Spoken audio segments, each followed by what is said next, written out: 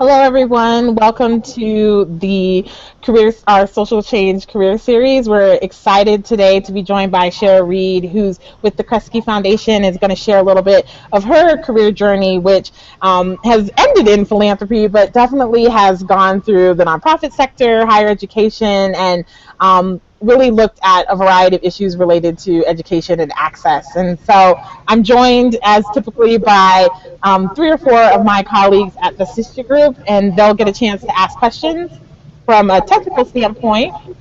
If you have questions, type them in the chat, and we'll be happy to kind of try to integrate that into the conversation. And if you have a problem with your screen, it freezes, try refreshing your screen and you should be back on. So before I let Chera introduce herself, why don't my colleagues introduce themselves, just where you are, where you're from, and your research area with the sister group.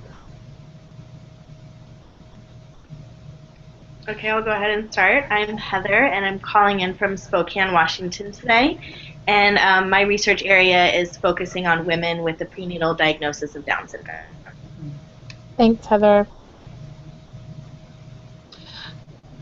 I'm Andrea Summerlin. I'm calling in from the Oregon Coast, Wallport, and my research area was veterans and military families and youth development. Great.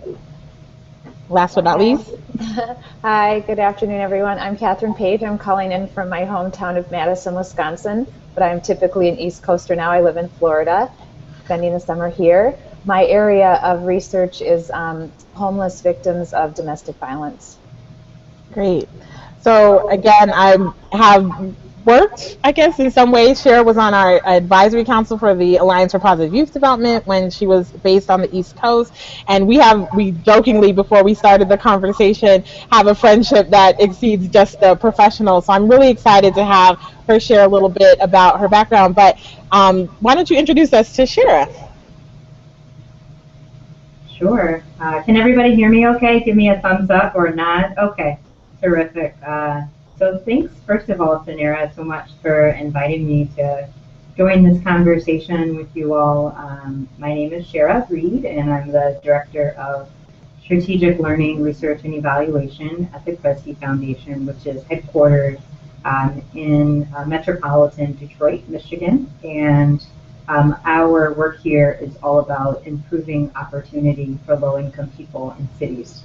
And so we work in a number of disciplinary areas. I heard a lot of resonance with what you all shared across your research projects.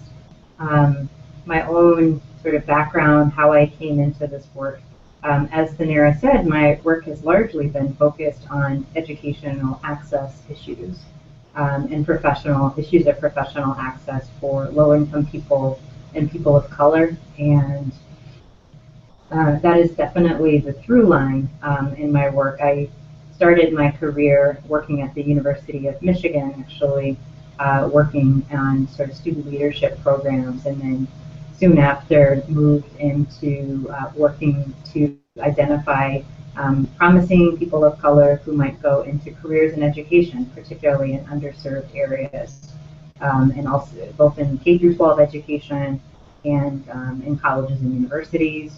And went on, then eventually came back to graduate school and worked on my PhD, which is how Sanera and I met back in a class called, I think it was called Race, Class, and American Cities. I think that was Race, Class, and American, yeah.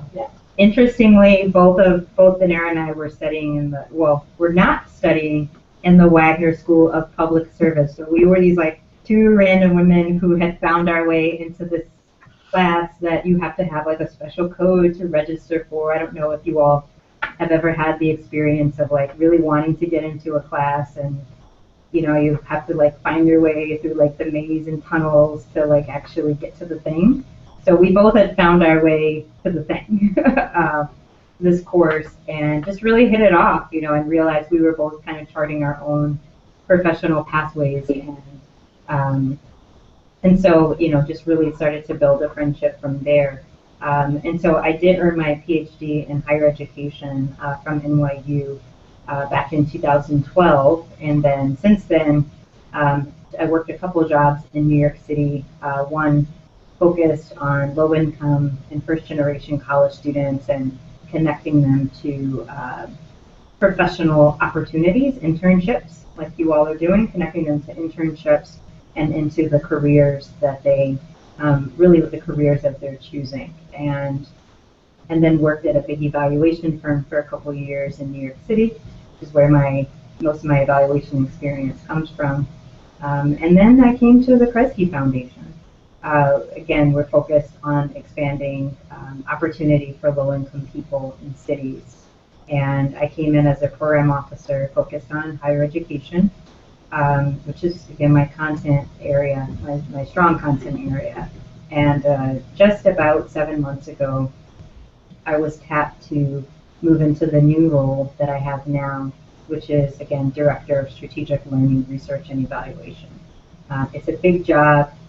It wasn't something that I thought I was planning for. So one thing that I'm hoping we could spend some time talking about, if folks are interested, is about how you prepare yourself for what's unknown, like what could be in your career. And certainly I'm a person who has experienced a lot of fantastic opportunities at a relatively early point in my career. And it's interesting to me.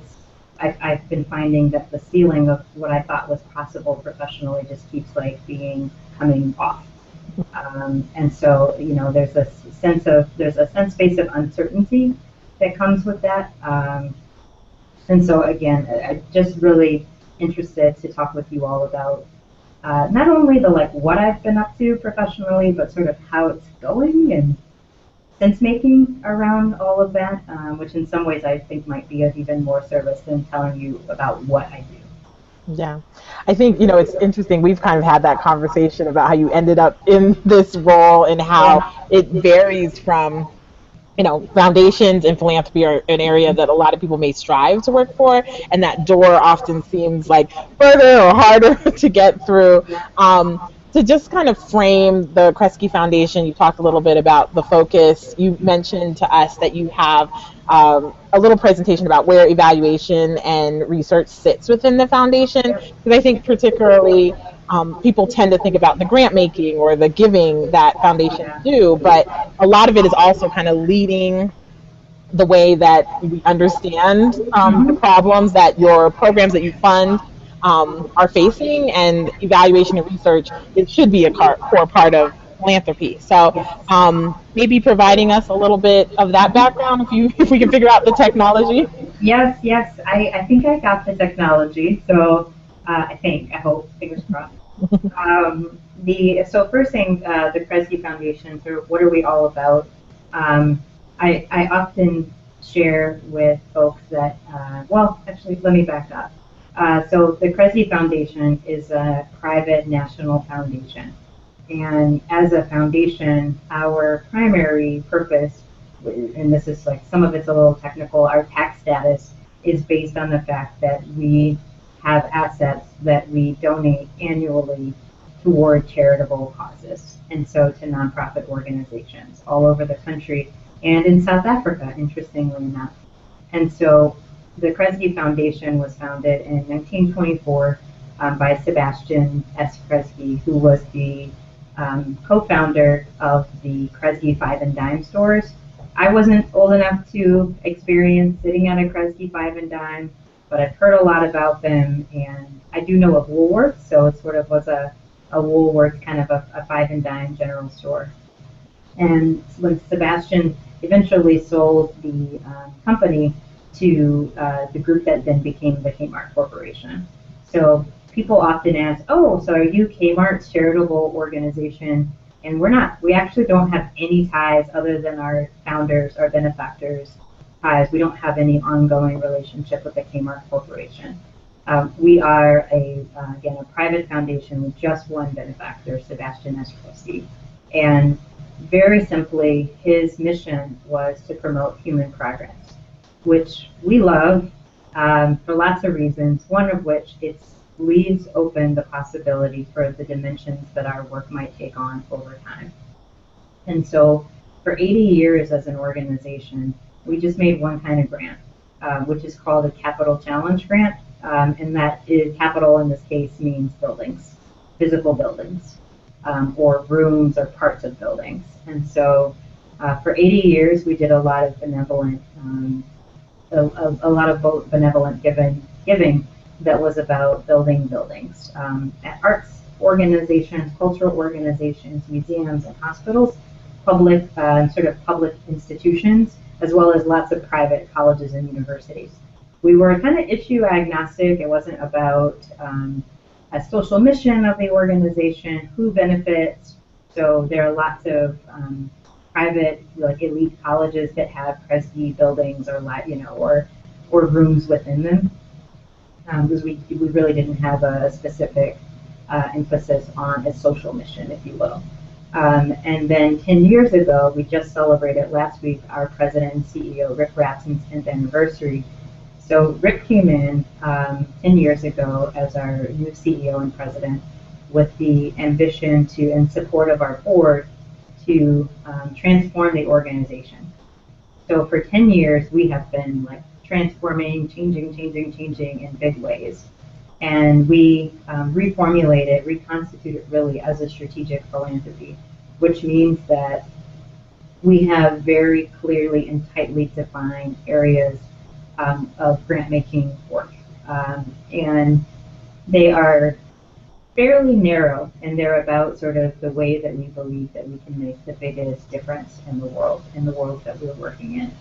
And so today we work in 6 different programmatic areas where we make grants. So education, I mentioned, that was the team that I came in to work on initially.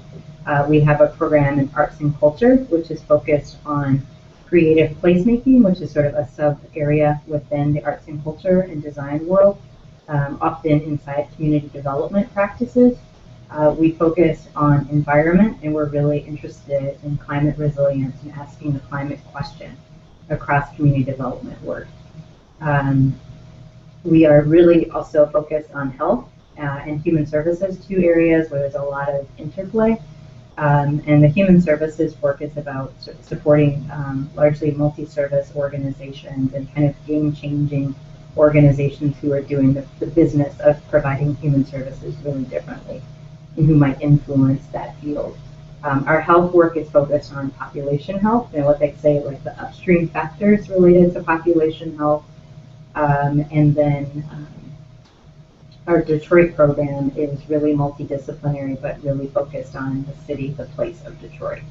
And then we have a complementary impact investing, which we call social investing practice, which is really aligned with our 6 program areas and also focused on really thinking about the places where the capital, the financial needs are can be supported by both grants and investments, money you have to pay back.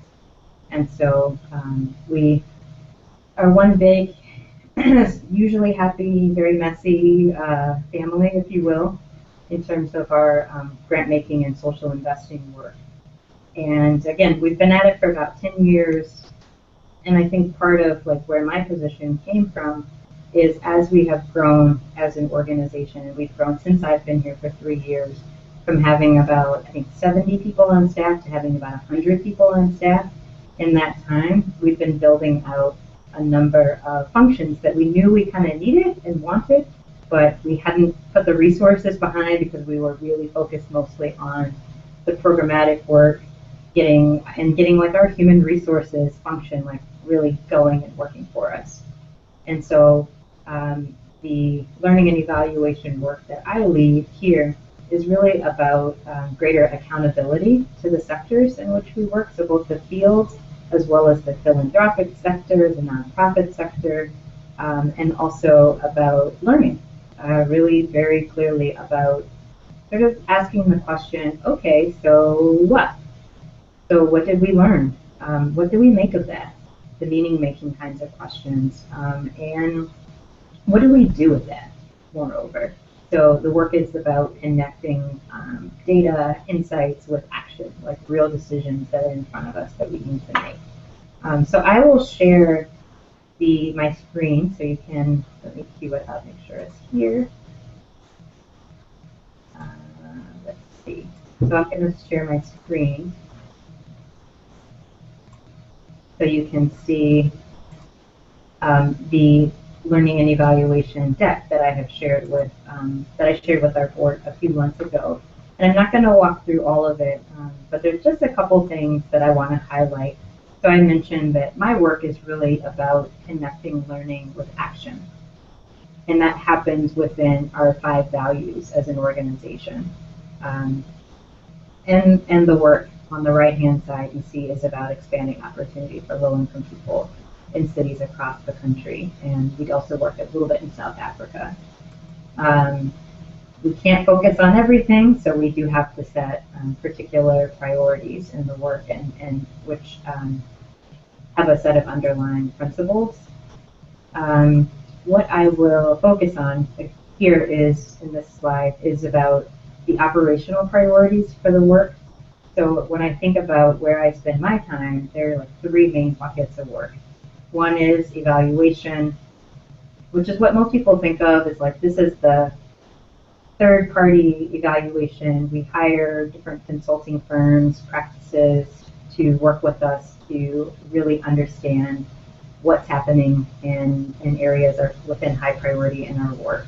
And sometimes we collect evaluative data early on in our work, more formative, and sometimes we focus more looking back and say, okay, well, that's really summative. What did we make of this thing that happened, this big set of investments?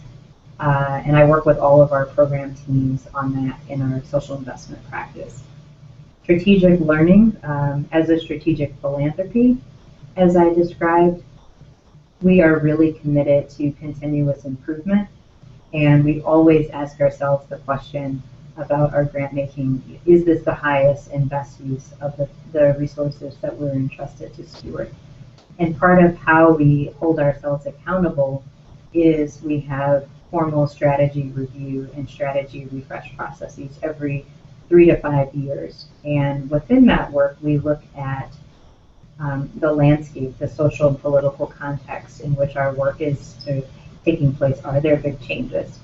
As an example, the Affordable Care Act has been new legislation that our health and human services teams have really had to think about how to leverage that in their strategy. So that's just an example of political context changing.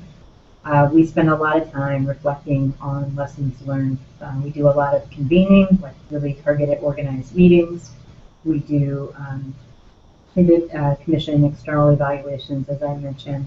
And then some teams do sort of retreats or guided reflection, guided strategic learning, I should say, reflection within their meetings. And then organizational learning happens, and this is mostly for everyone. And my work here is really focused on that North Star about expanding opportunities for low-income people in cities. So I'm constantly trying to think about ways that we can engage the whole organization in the work. So I will go back. I'm happy to kind of toggle back and forth. There are a few more slides there.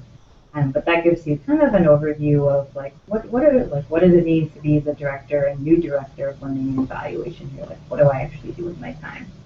Yeah, because I think we could overemphasize the evaluation. It was interesting to learn that you are kind of responsible also for internal learning within the organization and kind of more than just the outcomes from your grant making, but overall kind of informing the sector that works in your same space. Definitely, yeah. I mean, the biggest thing in my work is really about connecting, and it's in the vision. It's about connecting what we're learning with the actions that we actually take. Yeah. It's like, and that it sounds really simple, but that's like the elusive thing, right? Like finding evaluators who to do good work and producing reports. Like, we're good at that, right? And as a philanthropic organization, we can put our resources behind that as an accountability measure.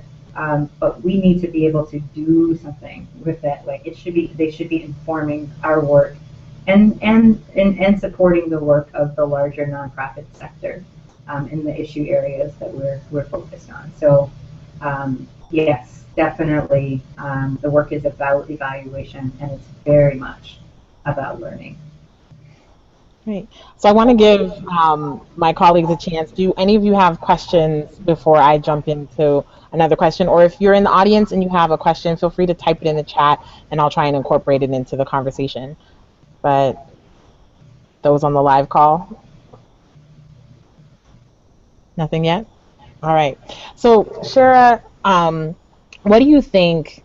Maybe talk a little bit about the process from working maybe in a little bit more of a direct service role when you were in New York to now on the other end, the Yeah, funder yeah. side. You even were maybe a little bit with your program officer role. What do you think are the key skills that you have or have obtained to kind of help you navigate that path? Yeah, so I have to go back to my dad, actually, who I remember really clearly one time I didn't take his advice. And I was a grad student at NYU, which, if you haven't heard, the rent is too damn high in New York City. And so I had this really difficult choice. I was doing some work that I really felt strongly about, that I was really passionate about, but it wasn't really paying the bills. And I had the opportunity to make my life, at least temporarily, much more comfortable. Like I could kind of live in and enjoy New York City more comfortably. And I remember calling my dad and saying, what should I do? Here's the dilemma. And he said, you do the thing that you care about. You do the thing you're passionate about, and the money will follow. And most of the time, I have done that in my career. I didn't do it this particular time. And I kind of regret that. But I know why I didn't, but I kind of regret it. But I will say that for most of my career, nearly every move, I focused on the thing that I really cared about in the world. And also coupling that with trying to be really honest with myself about like what I'm good at, what I'm not good at, and what skills I'm actually really willing to grow and develop, and which ones I'm actually not. And that's for me the like skill part of it. Like, what am I good at? Playing to my strengths and growing the strengths, and kind of deciding at some point that at some of the stuff I had to let go for a while that I'm just not that good at. I just feel like that is something we don't talk about that much in professional life. Um, and so I have made both decisions about the content, the like, what am I passionate about, what issues in the world move me, as well as my skill set and what I thought I could bring to particular work and a particular organizational culture at a point in time. And that's been the kind of for the most part, and not to say, like I said, I haven't had mistakes along the way, but largely it's been that. And I started out my career, even before my first professional job, I thought I was going to be a teacher. I was in college and really thought I would be a teacher. And for lots of reasons, coming from the family that I come from, like going to college and having a stable job on the other side and a job with benefits was like why I went to college.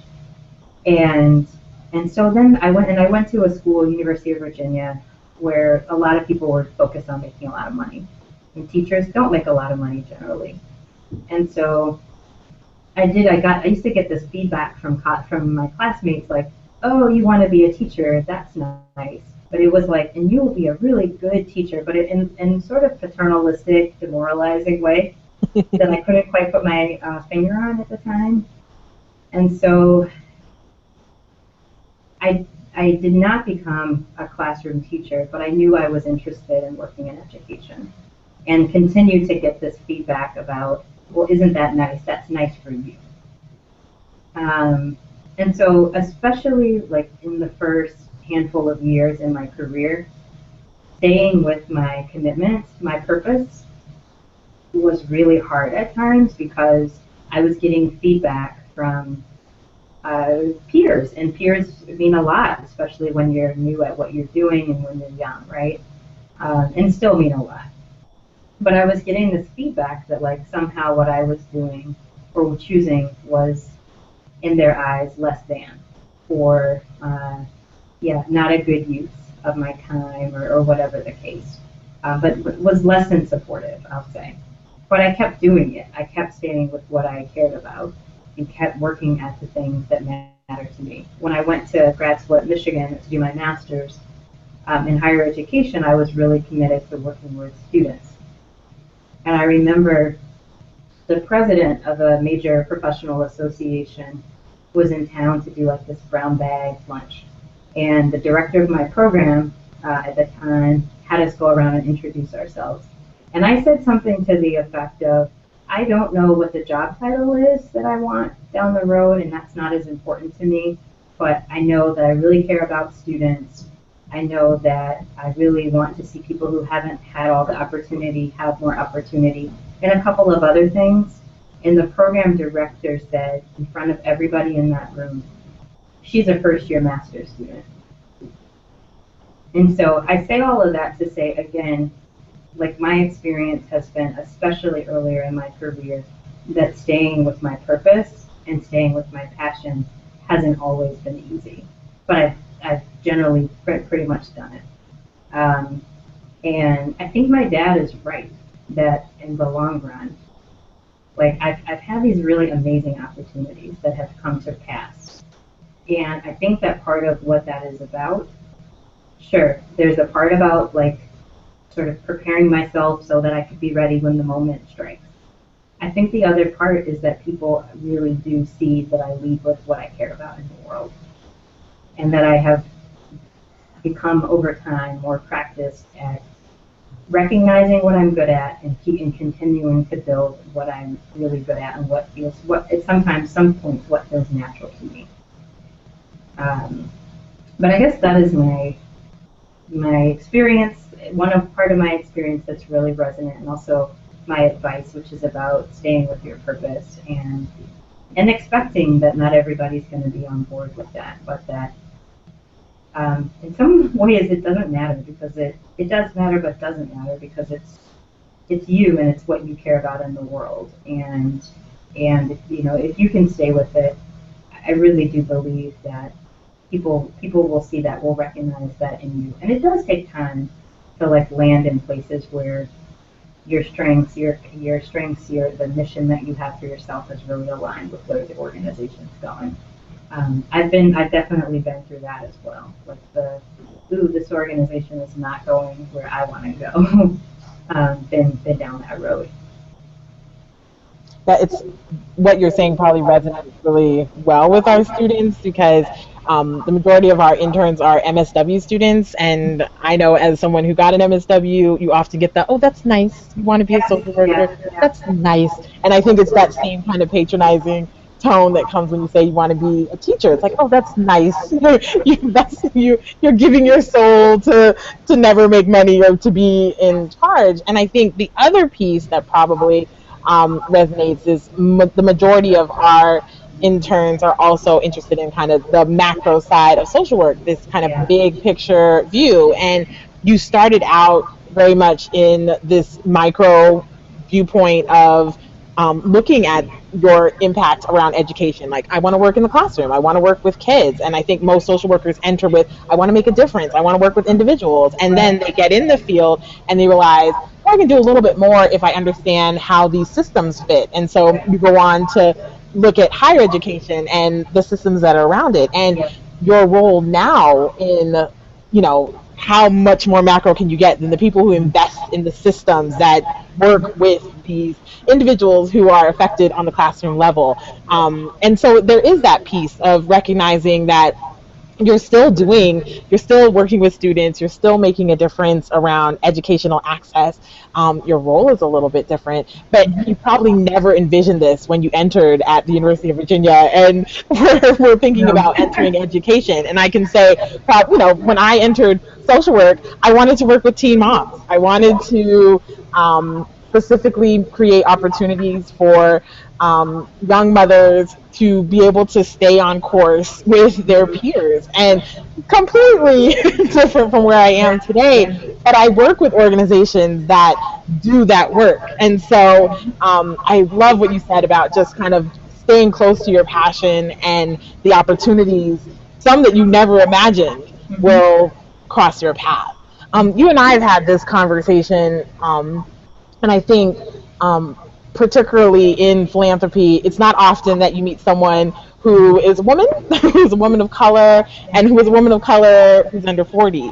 So, what do you see as some of the challenges in that space? And it can be, or, the larger from program officer to the evaluation in your new role as the director, and what do you see as some of the opportunities that exist in that space? Yeah, yeah.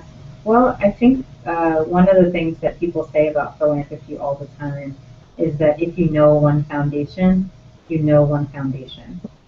And I think there's a lot of truth in that, and I think that some of the truth in that doesn't serve us well in terms of transparency and accountability and access to the sector. Because we do at times. I mean, we tend to support. A lot of us support the same organizations, right? And same organizations multiple times in some cases, and we're not great. So philanthropy has like one of the, as far as I have ever seen, the widest nets in terms of, or leashes, rope, whatever you want to call it. But what I'm trying to get at is the least accountability, the lowest amount of accountability. Our accountability is primarily financial. We have to give away 5% of our assets on average each year. For Kresge, we're about a $3.4 billion foundation. For us, that's a combined about 165 million across grant making and social investing annually. It depends a little bit on our investment returns. Um, Beyond that, I mean, we have to account for it. Like we have to, in writing, account for it. But like how much difference we actually make in the world, there's no formal accountability system unless we create it. Um, and so I think what that also brings is that we can hire who we want, we can promote who we want, we can do it however we want to do it.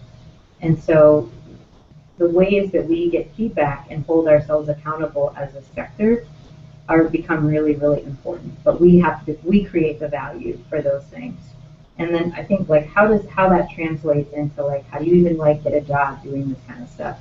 Um, a lot of people that I've met who become program staff work in nonprofit organizations that are funded by foundations.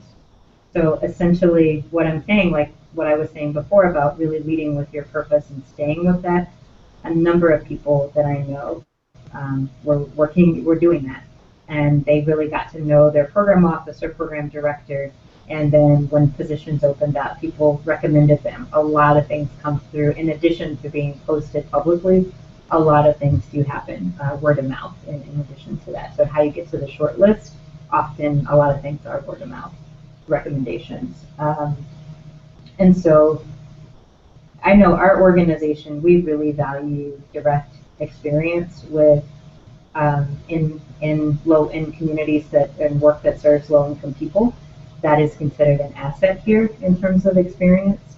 And I don't know what that is anyplace else. I think too, yeah, I mean, being willing to move was a really big one, just practically speaking for me.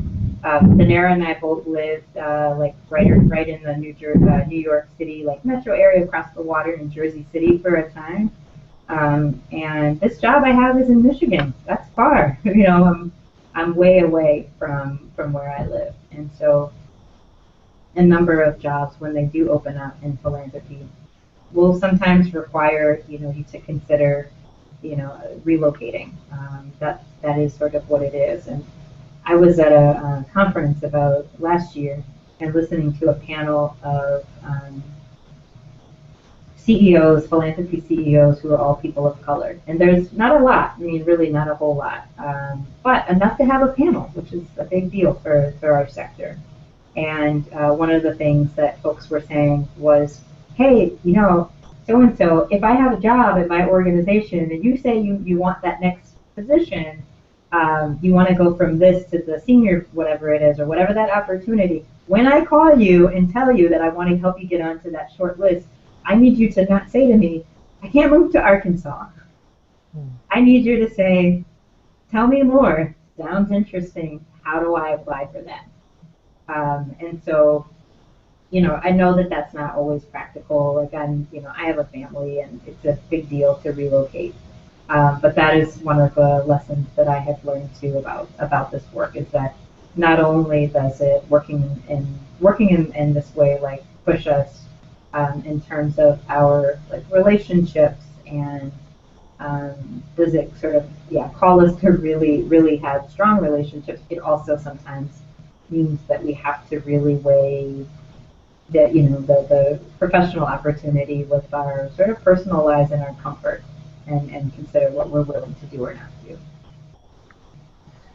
Do any of you have questions? And anyone in the audience, if you have a question, feel free to ask them. I'm about to go ahead, Heather. Wow, I'm so inspired. It sounds like from you were talking about knowing your strengths, finding your passion. You were just talking about being open to new opportunities. All of those take a lot of courage. Where do you get your courage from, or how can you give us some encouragement of where do you find your network of people to support you in those times where you're taking the leap and digging deep and finding out who you are and where your passion lies? How do you wrangle up courage, and who do you talk to, and what's your network look like? Yeah, it's a really good question, and one of the things I've benefited from lately is coaching, and highly recommend at some point in your career, if you ever get a professional development budget in your organization and they say, what do you want it for? Highly recommend carve out a portion of that, not only for conferences and meetings that are important to see folks, but get yourself some coaching because for what it's been for me is like having like a cone of silence, if you will, like a person I could talk to confidentially who's really invested in not my organization, but in my own professional well-being and professional progress. And so that's just been, wow, really helpful. And one of the things that the coach that I worked with, like as I was transitioning into this position, said to me, because I had this dilemma, like, do I go to this meeting where I know it's important to our CEO, or do I go to this network meeting where I know I'm going to meet the people who are like doing like work? And my coach was like, it's obvious. And I was like, go to the one with the CEO. And she was like, no. And I was like, no. And she's like, no. And so her point in all of this was, you need to build your network. You've got to have your go-to people. You're going to have days where you need to pick up the phone or send an email and you need to know who's going to be on the other end, can give you the advice or the word for you or listen to you just in time. And you need to do that for other people, right? So you need to go build that network. Like it's not just going to happen. It's not like, and it isn't like some like mythical mentor's responsibility to do all of that for you. You've got to do that with your peers. Go build that. And it was like completely not even on my radar. All my work was like, how do I, do my very best job? And like what she helped me to see was like part of my ability to do my best job was going to be about my ability to tap into the people resources outside my organization and share that vice versa, which is what was going to sustain me. That's so important because I think so often we assume that we want to dedicate 100% to that organization, and I've seen so often, particularly people in that kind of high management, but not executive management, you're trying to impress or show the CEO or the executive team that you're invested in the work, and so you kind of prioritize that, and then things happen in the organization, and you realize that wait a minute, I didn't create my own safety net. I didn't create people who I can fall back on and I can look to support my professional growth, and particularly in something like philanthropy, where you mentioned a lot of the jobs come from so and so knows of an opportunity and they push you up, or someone can recommend you for something. if you haven't spent a little bit of time meeting people, and not just, meeting people in the like, hi, I'm Thanera, here's my business card, but like truly developing that relationship. So they'll do the career series for you, like share, I'm jokingly saying, but having that kind of deep rooted connection with people where they are invested in your professional growth, they understand the value of what you do and what you bring to organizations. And that will allow you to move, because I think about some of your changes and shifts in your career. Some of that comes from people valuing and knowing that, Cher can be trusted and known to do and produce great things, whether she was my peer or she was my colleague. Does that No, sound thank you. accurate? Well, and so much of the courage to me is like, uh, I practice it before I actually go do the thing, right? The what feels high stakes to me is like calling the person and saying like, oh my gosh, like I need to this, and like, can you look at this and give me feedback? Or I was gonna ask this question. Does that, like, is actually sharing my vulnerability with people in my network before I go in for the like do the dress rehearsal, right? Like kind of just sort of say like, I have no idea what I'm doing here, right? Or I'm really scared about this thing, or like, I'm not sure if they know that they picked me for this job. Are they sure that they want me to do this thing, I've had all of those moments, and a lot of, for me, it's been a lot of what's been helpful is like talking to people and being able to say, this is how I'm experiencing this. These are like my fears. These are what I'm thinking, like how to do this. Can you help me? Can you be a sounding board, a listening ear, in all of it? That's great. Kat, I saw your hand. Thank you. Thank you so much for sharing your journey. Like Heather said, it's really inspiring to hear your story, and I appreciate what you said about letting go of what you figure out you're not good at, because I think many of us tend to be perfectionists, especially those of us, I'm finding it, go back to grad school at any age. I think it's kind of a common trait of us, and especially maybe even social workers. So when you're trying to, like, you have your area of passion, and in your own little way you're trying to save that corner of the world, I think you sort of feel like you do have to be a jack of all trades and be able to do it all. And what would you give as a suggestion to how do you kind of finally decide, okay, how do you let go of that? Because I know that's hard for me. Like, I almost want to do it harder and more. Like, I want to get this. I know I can get this, and I don't want to give up on the things I'm not as good at. And I really love what you said, that it's better to focus on your strengths and just let it go, and how do you suggest we do that? Yeah, so it's a great question. And one of the things I'm finding, because definitely I'm still very much a work in progress, for things that I'm good at or I feel like most confident doing or ways of being, when I see an opportunity that requires more involvement there or even a higher risk activity, if you will, I'm like, okay, I'm going to do that. I'm going to go for it. And like, oh my gosh, this is risky, this is hard, but okay, I'm gonna do it. And I'm like, kind of my faith is telling me, you can figure it out. For the things that I feel like I don't really know a lot about that, or I'm really not good at it, I am still listening for the opportunity, but where I'm going to spend time is when I hear something that's low risk, right? And it might be then like not going to the whole group to talk about the thing, but like going to talk to somebody one-on-one, or going to the meeting or to the event where I can just listen, and I'm not required to like have something that sounds sort of intelligent to respond to, but just like I'm an observer. So I do try to engage the things that I see myself as not really good at, but are relevant to my work.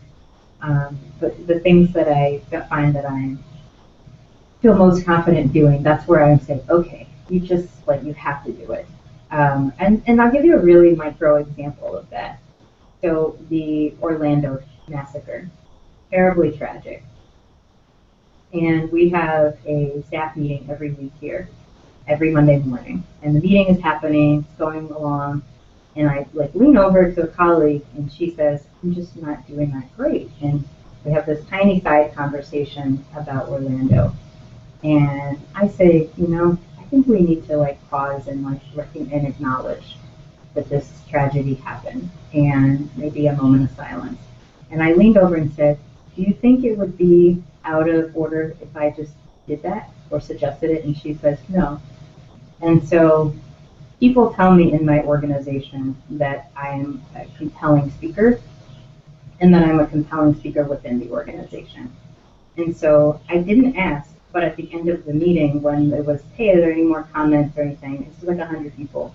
I picked up the microphone and said the thing, which included, and let's take a moment of silence. I didn't say, may I have permission for a moment of silence, which again, this is a small thing, but it was risky inside my organization's culture because it's not on the agenda, and I didn't ask if we could do this. I just did it. So that's, for me, that's kind of what I mean by if you're tapped into, sort of who you are, what moves you, and what you're good at.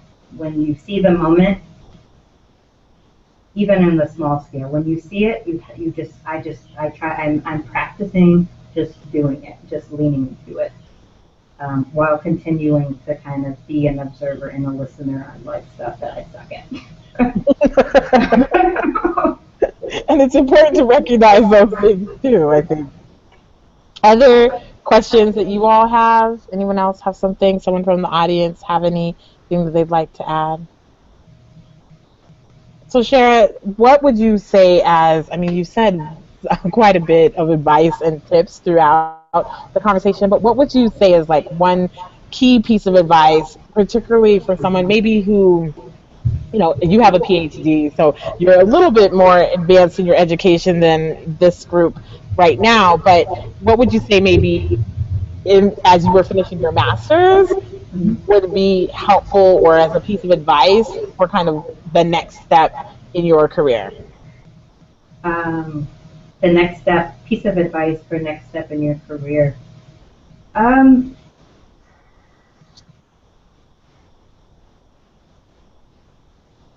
think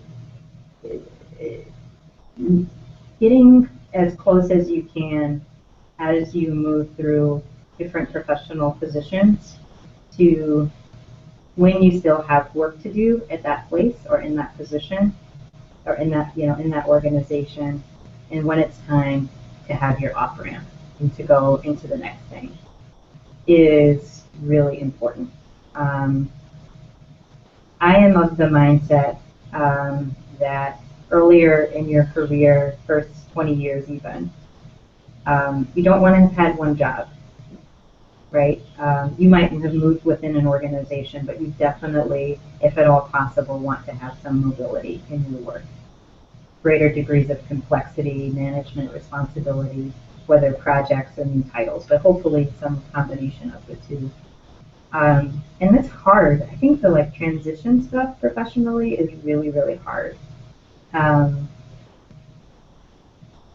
But I do think that, all the things we've been talking about, kind of knowing something about, your purpose and staying connected to your skills as well as the areas of growth. And, being with that will allows us to see when there's more work to be done in a position or in a place and when it's time to, kind of open our doors for the next thing. Also, just a very practical piece of advice. Much easier to look for a job when you have a job. So if you find that you're it might be another year or 6 months, and I think I might need to move on from here. To me, that's when you want to start looking, if at all possible. Kind of keep your eyes and ears open, tap into your network, and let it be known that you're kind of starting your sort of a soft search for whatever might come your way. But I do think the sort of how do you do the transitions, but being attuned to all of the things that we've been talking about is really, really key. And just acknowledging that transitions are really hard. They are, whether people talk about it or not. What is something that you're really proud of that you've accomplished at the Kresge Foundation? It could be in your new role, but I know that's less than a year. So what are some of the things that you feel like, or what is something that you're just really kind of proud of? I am really proud of the risks that I'm taking in this organization.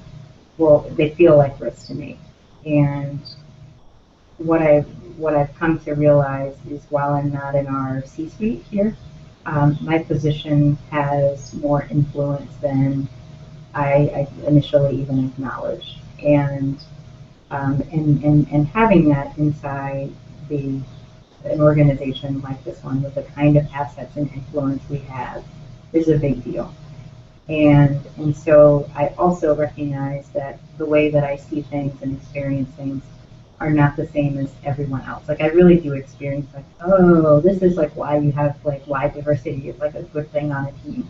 And I don't mean it only in terms of race or gender, but in lots of ways. Like sometimes I'm sitting in meetings and I'm like, this thing hasn't been said. Like, is this obvious to everyone else? Is that why no one's saying it?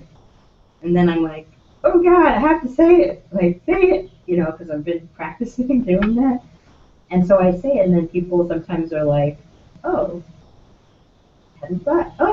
or hadn't thought of it that way, or whatever happens. Um, but that sort of piece of uh, just sort of taking some risk and recognizing what a privilege and what a responsibility this work is. Very, very resonant for me. And just, again, trying to see me like lurching forward, trying to take some risks given the role that I have. That can help that I think can support the organization's overall growth, I should say. Yeah, I think it's a challenge, particularly often. I think as women, sometimes speaking up in those settings, it can be a little bit of a challenge. And so you definitely have some influence in particularly how the organization learns from what they're doing and reinvests and changes. And so it's great that you recognize that. And even though it can feel sometimes like maybe this isn't the best or the only time to speak up, I better do it because I might be the only one who knows or recognizes or sees. And that is important as we talk a lot with our internship about your perspective, and everyone has their own kind of individual perspective on a problem, on a social issue. And if you don't add your voice, no one will get that perspective. They'll never see it through that particular lens. And so it's a really important kind of skill and observation. Anyone else have a final question? Anything, Shara, for the good of the order that you'd like to add? Is that your hand, Heather, or just moving your glasses? Okay. All right, Shara, any last tips, last points before we wrap up? I just, I think that, one, this has been really fun for me. I hope it's been interesting. Um, but if it's not, it's okay too. But I just want to commend all of you for pushing forward in your respective graduate programs and in your work.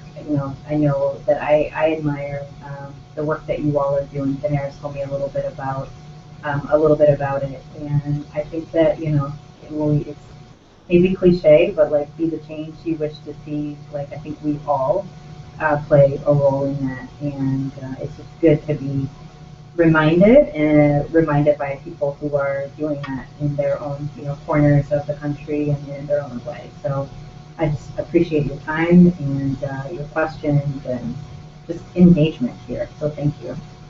All right. Well, thank you so much, Shara. It's always great to see you and to be able to interact and to learn more about. I learned a lot about the Kresge Foundation. I didn't know the origins or I knew you were a big player, but the buildings thing and the fact that you all changed from being kind of, the we build a building and we help you with a capital campaign to now the level of investment and kind of the quick learning that you've had to do in the last 10 years. You're basically just like a new foundation that comes from kind of these billion-dollar tech startups. So it's interesting to probably see how you have a lot of fluidity for an 80-year-old organization and institution. So it's exciting to hear about this opportunity that this physician has created and the work that the organization is doing.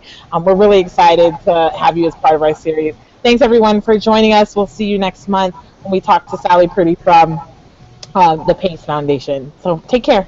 Thanks, everyone.